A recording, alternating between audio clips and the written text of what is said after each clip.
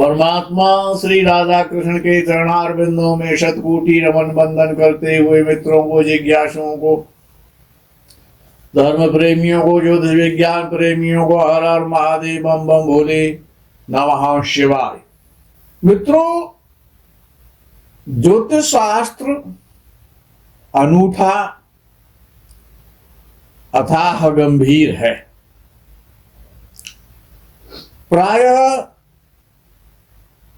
नौजवानों के प्रश्न आते हैं, क्वेश्चन करते हैं नौजवान, क्या मेरी सरकारी नौकरी लगेगी? किसी के माता पूछती हैं, किसी के पिताजी पूछते हैं, किसी का भाई पूछता है, किसी का मामा पूछता है, कोई स्वयं पूछता है, क्या मैं आईएएस बनूंगा या मैं आईपीएस बनूंगा, मैं गजेटेड ऑफिसर बनूंगा, क्या बनूंगा, मेरी सरकारी नौकरी लगेगी? ये सरकारी नौकरी का प्रश्न पाराशर ऋषि के द्वारा सरकार का जो संबंध है, ज्योतिषकार ऐसा मानते हैं कि सूर्य और बृहस्पति और मंगल ये गवर्नमेंट के, सरकार के ग्रह हैं, और दशम भाव और D10 चार्ट ऐसा माना जाता है। वो ये सही है, माना जाना चाहिए। लेकिन D10 में भी यदि आप देखते हैं दशमांश चार्ट में, तो उसमें भी आपको दशम भाव विशेष रूप से देखना चाहिए कि दशम भाव का संबंध किस प्रकार का है, दशमेश कैसा है, दशम भाव का D10 चार्ट का दशमांश का दशमेश कैसा है। लेकिन नवमांश को केवल ये मान के छोड़ दिया जाए कि ये केवल विवाह के लिए है, ये केवल विवाह का चार्ट है, ये नितांत अल्पज्ञता है। नवमांश का जो चार्ट है D9, उसके बिना देखे, बिना नवमांश के देखे बिना कोई सा भी फलादेश करना ये शास्त्र के विरुद्ध है, ऐसा नहीं करना चाहिए।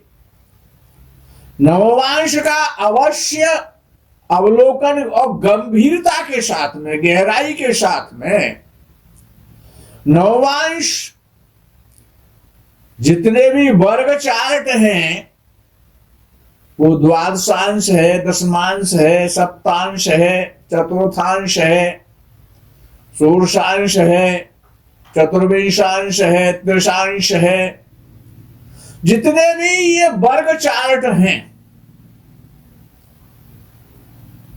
उन सबकी रीढ़ की हड्डी है नवमांश चार्ट। बिना नवमांश के देखे कोई फलादेश करना वो शास्त्र विरुद्ध है, ऐसा नहीं करना चाहिए। तो विषय सरकारी सर्विस का है कि लोग पूछते हैं कि हमारी सरकारी सर्विस हमारे भाग्य में है क्या? कोई पुलिस में जाना चाहता है, कोई फौज में जाना चाहता है, कोई बैंक की सर्विस करना चाहता है, कोई सिंचाई विभाग में जाना चाहता है, कोई शिक्षा विभाग में जाना चाहता है, अनेक गवर्नमेंट के विभाग हैं। तो उसमें D9 जिसे नवमांश आप लोग कहते हैं, ये बड़ा महत्वपूर्ण है। नवमांश ही आपको बता देगा कि आपकी सरकारी सर्विस लगेगी या नहीं लगेगी। आप क्या बनने वाले हैं? बहुत बड़े गजेटेड ऑफिसर बनेंगे, क्लास 1 ऑफिसर बनेंगे, या बाबूजी बनेंगे, बैंक मैनेजर बनेंगे, या एक अकाउंटेंट बनकर ही रह जाएंगे।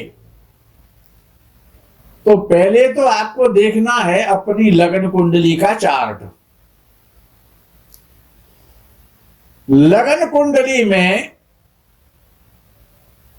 3 त्रिकोण है।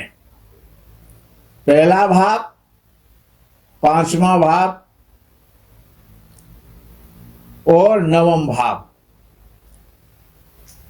पहले भाव को आज जो त्रिकोण है वो कमजोर त्रिकोण है, क्योंकि वो केंद्र भी मान लिया जाता है और त्रिकोण भी मान लिया जाता है। तो पहला जो त्रिकोण है, फर्स्ट भाव लगन, उसको 50% वेटेज दे दो। उसकी क्षमता 50% मानो त्रिकोण में, और पंचम भाव को 75% वेटेज दे दो, और नवम भाव को 100% मानना चाहिए कि 100% फल देगा। तो अब देखना यह है कि वो विशेष रूप से नवम भाव जो 100% वाला है, सेकंड नंबर पंचम भाव है जो 75% फल देता है, लेकिन देता है। और दशम भाव सरकार का भाव है। जन्म कुंडली की बात हो रही है, अभी नवांश की बात नहीं कर रहा, अभी करूंगा अभी। तो लग्न कुंडली चार्ट में 10 मेष दशम भाव का स्वामी, और पंचम भाव और पंचमेश,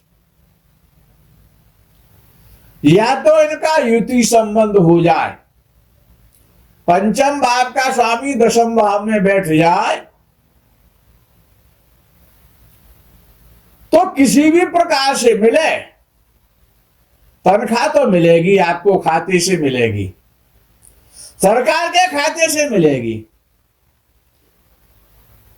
सरकार का उसमें पुट इन्वॉल्व हो जाता है, सरकार के यहां से आपको पैसे तो मिलेंगे, कैसे मिले एक बार। सरकार तो पंचम भाव, लगन कुंडली का पंचम भाव सरकार का खजाना है। कालपुरुष की कुंडली में पंचम भाव सिंह राशि है, और सिंह राशि सरकार का कोष है, खजाना है, सरकारी धन है उसमें। पूर्व जन्म के पुण्य है, पूर्व जन्म है, वो तो अलग विषय है, संतान का भाव है, वो अलग विषय है, लेकिन यहां आज केवल सरकारी नौकरी की बात हो रही है। पंचमेश और दशमेश दोनों एकत्रित पंचम भाव में बैठ जाएं, दशम भाव में बैठ जाएं, लगन में बैठ जाएं, या भाग्य भाव में बैठ जाएं। पंचम भाव का स्वामी और दशम भाव का स्वामी, या तो तीनों त्रिकोणों में से किसी त्रिकोण में बैठ जाए, संबंध हो जाए, संबंध होना आवश्यक है, या पंचम भाव का स्वामी दशम भाव में बैठ जाए, या पंचम भाव का स्वामी उच्च का हो जाए और आपके धनु भाव में बैठ जाए। पंचम भाव का स्वामी उच्च का होकर के वो आपके धनु भाव में बैठ जाए, या भाग्य स्थान का स्वामी उच्च का हो जाए और वो लगन में बैठ जाए,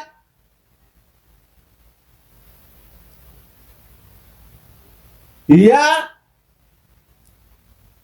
भाग्येश और दशमेश का परिवर्तन हो जाए आपस में, या भाग्येश और दशमेश दशम भाव में बैठ जाए, या दशम भाव का स्वामी दशमेश और भाग्य स्थान में बैठ जाए, भाग्येश के साथ बैठ जाए, संबंध हो जाए, धन स्थान के साथ संबंध हो जाए, उच्च का संबंध हो जाए, पंचम भाव का स्वामी उच्च का हो जाए, धन स्थान में बैठ जाए, ये भी एक योग है। दशमेश वो उच्च का हो जाए और वो धनुभाव से संबंध बना ले, या धनुभाव में बैठ जाए, या लगन में बैठ जाए, या पंचम भाव में बैठ, यानी कि संबंध बन जाए त्रिकोण का। पहला सूत्र तो ये है, तो आपको सरकारी सर्विस मिलेगी। या नवांश कुंडली का लगन और जन्म कुंडली का लगन एक हो जाए, यानी लगन वर्गोत्तम हो जाए, तो सरकारी सर्विस के चांस तैयार हो जाते हैं, अवसर मिलते हैं सरकारी नौकरी के।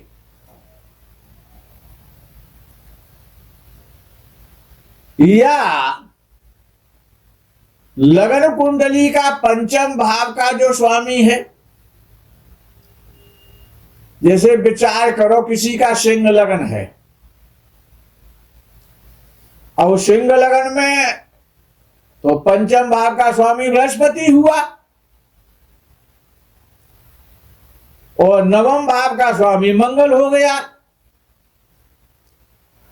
तो ये नवांश कुंडली में भी अर्थात बृहस्पति और मंगल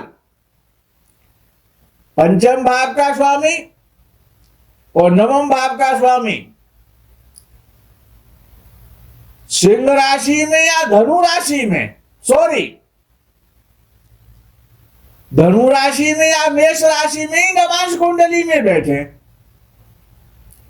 यानी कि लगन कुंडली के पंचम भाव का स्वामी बृहस्पति नवांश कुंडली में या तो मेष राशि में बैठे तो सरकारी सर्विस का योग बन जाएगा, या फिर भाग्य स्थान का स्वामी